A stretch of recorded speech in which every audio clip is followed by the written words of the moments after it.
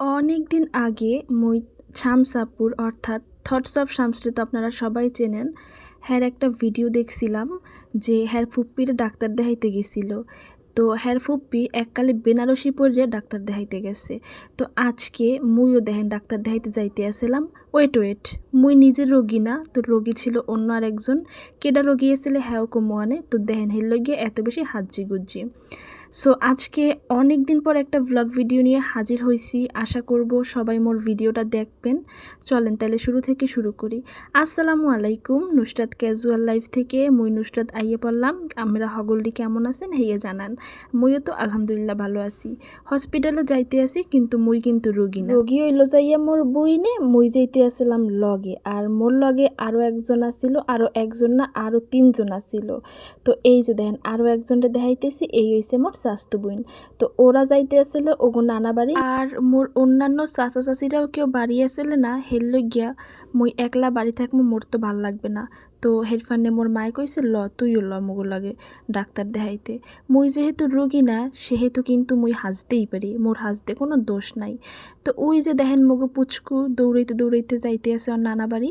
আর মোর আইয়ে পড়লাম বরিশাল। এইখানে আইয়া আলফা ভাড়া দেওয়ার সময় এক বৃদ্ধ চাচা আইছে, হ্যারেও কিছু টাকা দিয়েছিলে। মুই আবার হ্যাঁ অ্যাভয়েড করছি, এত কিছু ভিডিওতে আসলে দেখেন না, ঠিকও না। তো এখানে এখন মোরা একটা রিক্সা নেমু, কিন্তু মোরা মানুষ দিয়ে তিনজন, তাই তিনজন মানুষে একটা রিক্সায় কোথায় বওয়া যায়।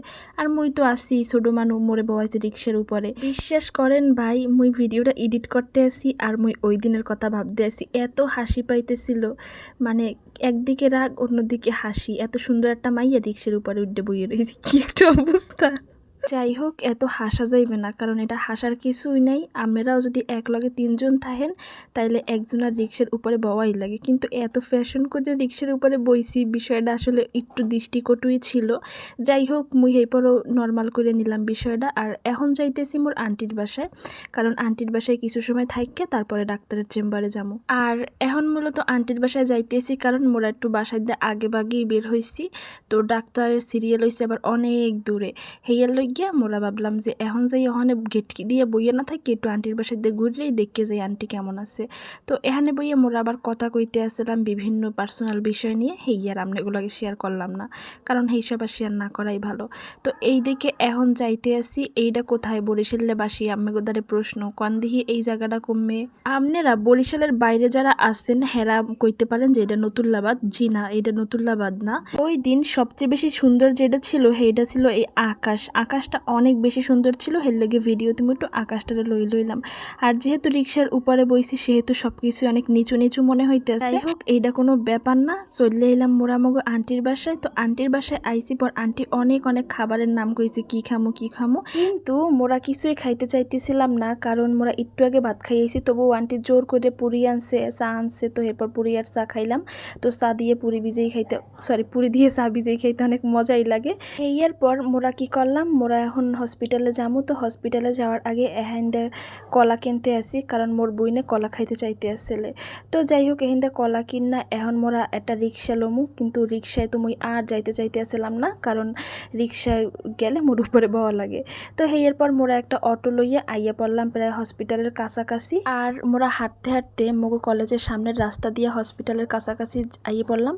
তো এই জায়গা আইয়া তোমার অনেক ভালো লাগতেছিল, কারণ অনেক দিন পর কলেজের সামনের রাস্তা দিয়ে হাঁটছি। ওয়াও। এরপর চলে এলাম হসপিটালে। তো এই হসপিটালটার নামটা একটু আপনাকে কই, এটা হইছে মেডিনোভা।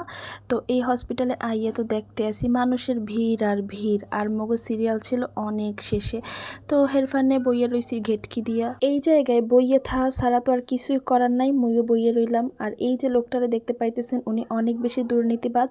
সে ওই দিন কি করছিল সব কিছুই আপনাদের সাথে অন্য আরেকটা ভিডিওতে শেয়ার করবো। আজকের ভিডিওতে আর ওই সব বিষয়ে না যাই। আজকের ভিডিওটা একটু ফানি রাখারই চেষ্টা করছি। ভারী ভারী কথা সব ভিডিওতে মানায় না, তাই না? তো যাই হোক, বইয়ে রইছি, বইয়ে থাকতে তো ভালো লাগতেছে না। এরপর ওয়াশরুমে গেলাম, ওয়াশরুমে যাই একটু ঘুরে এলাম। ওয়াশরুমটা মোটামুটি ভালোই আছে, যেহেতু প্রাইভেট হসপিটাল সেহেতু ওয়াশরুম তো ভালোই থাকবে। একটা না 3-4 ঘন্টা বইয়ে রইছি, তবুও সিরিয়াল পাই নেই। যাই হোক, আবারও বলতেছি, পেশেন্ট কিন্তু আমি না, পেশেন্ট ছিল আমার বোন।